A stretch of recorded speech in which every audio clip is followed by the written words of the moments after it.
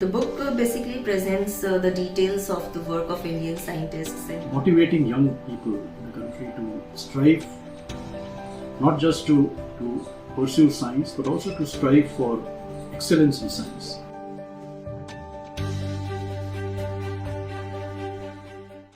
Hello दोस्तों, बहुत time के बाद एक बिल्कुल न्यू वीडियो में आप लोगों का बहुत बहुत स्वागत है।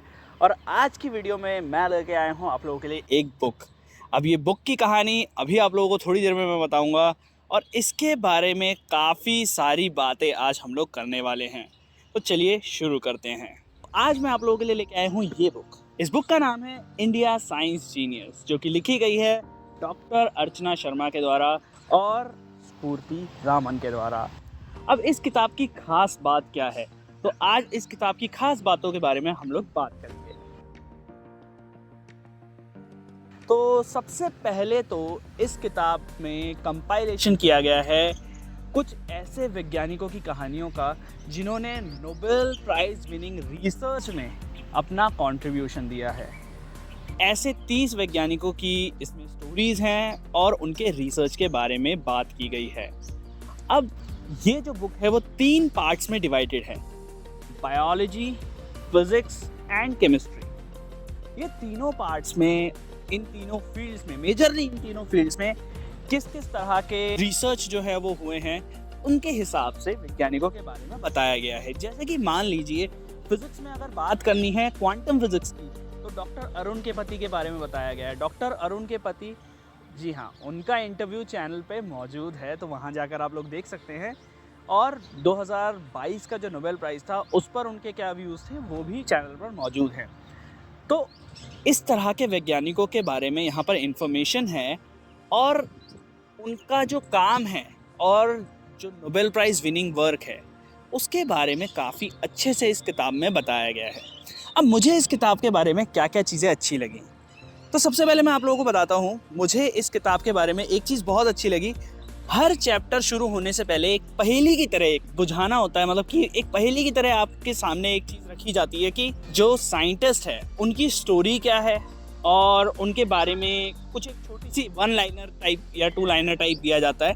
उसके बाद आपको बताया जाता है कि ये जो स्टोरी है वो इनके बारे में है। तो वो एक मुझे बहुत ही अच्छा लगा। अब इन 1 लाइनर्स के बाद होती है स्टार्ट स्टोरीज। तो और वो स्टोरीज़ भी ऐसा नहीं कि बहुत ज़्यादा बड़ी बड़ी स्टोरीज़ हैं जिन्हें आप पढ़ नहीं सकते हैं। एक स्टोरी आप अगर चाहें तो एक सिटिंग में ख़त्म करके और अच्छे से उनके पीछे की साइंस को समझ सकते हैं एंड उनकी स्टोरी को समझ सकते हैं। इसमें ख़ास ध्यान रखा गया है कि ये बुक जो है वो सिर्फ साइंस स्टूडेंट्स के लिए नहीं है। ये जनरल ऑडियंस जिनको इंटरेस्ट है इस तरह की किताबें पढ़ने में, उनके बारे में भी ध्यान रखा गया है कि इस बुक में काफ़ी सारी चीज़ें उन लोगों के लिए भी हैं। ये जो किताब है मुझे भेजी थी जगरनॉट ने, जो कि इस बुक के पब्लिशर हैं। तो सबसे पहले थैंक यू वेरी मच इतनी ऑसम बुक मेरे को भेजने के लिए। अब मैंने क्या किया है कि मैंने खुद तो इस किताब को पढ़ा ही, और जिन जिन लोगों ने और इस किताब को पढ़ा है उनके व्यूज़ मैंने इस वीडियो में कंपाइल किए हैं। तो अब आगे आने वाले पार्ट्स में आप लोगों को मैं बताऊँगा कि नॉर्मल जो ऑडियंस है, जो स्टूडेंट्स हैं और यूपीएससी एस्पिरेंट्स हैं और जो साइंस स्टूडेंट्स हैं, उनका क्या व्यू है इस किताब के बारे में जब उन्होंने इस किताब को पढ़ा। एंड सेकेंडली हमारे पास 2 इम्पॉर्टेंट लोगों के इंटरव्यूज़ हैं जिन्होंने इस किताब के बारे में काफ़ी अच्छी बातें बोली हैं। सबसे पहले है मिस सोनाली नागर, जिन्होंने इस किताब का रिव्यू एक popular science magazine science reporter में दिया था। एंड एक इंटरव्यू है, किताब को अगर आप पलट के देखें, श्री हसन जावेद खान, जो कि चीफ साइंटिस्ट हैं CSIR निस्पर में। तो जी हाँ, इस किताब में लिखे गए कुछ नाम हैं जिनको आप इस चैनल पर देख सकते हैं। तो चलिए आगे पता करते हैं कि जनरल ऑडियंस का इस किताब के बारे में क्या पर्सपेक्टिव है। तो ये किताब पढ़ के आपको कैसा लगा?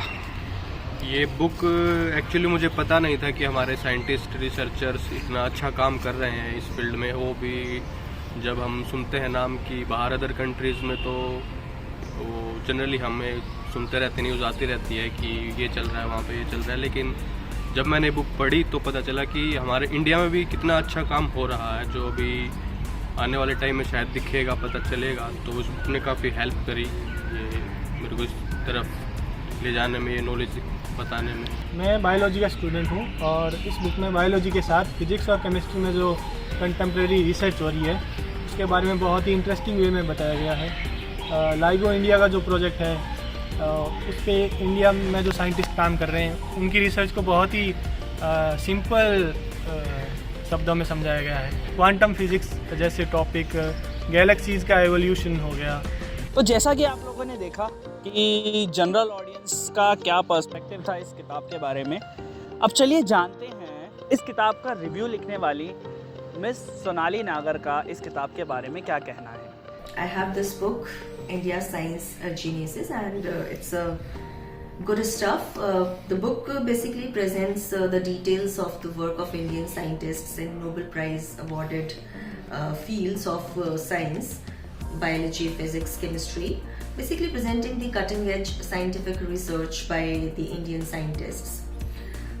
This book comprises the 30 inspiring science and life stories of Indian scientists, and this is the reason why this book is very, very inspiring for the young generation, because they will be motivated by the stories of these Indian scientists, how they are carrying forward their work, and what hurdles, what hardships they faced during their research, and balancing the professional and personal life, everything. So the stories are very good and inspiring, and the book is beneficial for students, scholars, researchers, scientists, everyone, and it's in a very simple language, easily understandable. So everyone should go through this book. It's a nice stuff.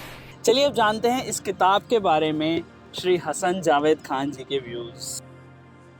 The book India's Science Geniuses, written by Archana Sharma and Spurti Raman, is an impressive addition to the arsenal of inspiring literature available in the field of science and technology, which seeks to recognize the efforts of Indian scientists, Indian projects, Indian scientific institutions, while at the same time deconstructing the research work being done in major projects, and also motivating young people in the country to strive not just to pursue science, but also to strive for excellence in science. And this book, as most other efforts in this direction, I'm sure will be able to motivate our young scientists, our young professionals to strive for higher excellence in fields of science and technology. तो ये थे सभी लोगों के views इस किताब के बारे में। अब क्योंकि आप लोग रोजेंडर के ऑडियंस हैं और आप लोगों को मिलता है हमेशा कुछ ना कुछ एक्स्ट्रा मेरी तरफ से, तो जी हाँ, ऑथर डॉक्टर अर्चना शर्मा का एक छोटा सा इंटरव्यू मैंने किया था। जब मैं उनसे मिला था तो इस किताब के बारे में मैंने उनसे कुछ सवाल पूछे हैं। कुछ सवाल जवाब ऐसे हुए हैं जो कॉमन आप लोगों के लिए इम्पॉर्टेंट हो सकते हैं। तो चलिए एक बार उस इंटरव्यू को भी देख लेते हैं, और अगर आप लोगों को डॉक्टर अर्चना शर्मा के बारे में और ज़्यादा जानना है तो उनका इंटरव्यू जो है वो चैनल पर है। इस वीडियो के डिस्क्रिप्शन बॉक्स में आई बटन पर आप लोगों को वो इंटरव्यू मिल जाएगा। तो चलिए जानते हैं कुछ व्यूज़ उनके। सबसे बड़ी बात तो ये है कि बहुत बार लोग बोलते हैं Archana Sharma working on the Higgs boson, मुझे थोड़ा सा एम्बैरेसमेंट भी होता है, क्योंकि आई एम नॉट अलोन। जिस तरह के एक्सपेरिमेंट्स हमें करने पड़ते हैं for looking for the Higgs boson, they require thousands of scientists, and not only from India but from all over the world. तो ये इंटरजेनरेशनल एक्सपेरिमेंट्स हैं।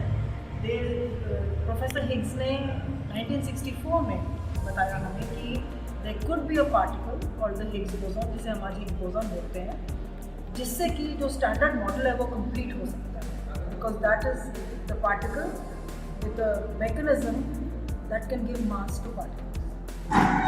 तो उसमें जब लेकिन साइंस को जब तक फैक्ट नहीं होगा, जब तक आप उसको ढूंढ नहीं लेंगे पार्टिकल को, आप उसको एक्सपेरिमेंटली वेरीफाई नहीं कर लेंगे, तब तक आप ये नहीं कह सकते कि this is a true theory, correct. तो पिछले लेट्स से दशकों से 40 सालों से लोग देख रहे थे कि कैसे इसका एक्सपेरिमेंट बनाया गया। तो 1980s में ऑलरेडी जो लार्ज हेड्रॉन कोलाइडर है उसके बारे में डिज़ाइनिंग शुरू हुई 90s 2000s एंड अभी जो 10s में जब 2012 में हिग्स बोसॉन डिस्कवर हुआ तो ये एक बहुत बड़ी एक्सपीरियंस था मेरे लिए personally and imagine being there and being in the middle of all the commotion when this was being announced.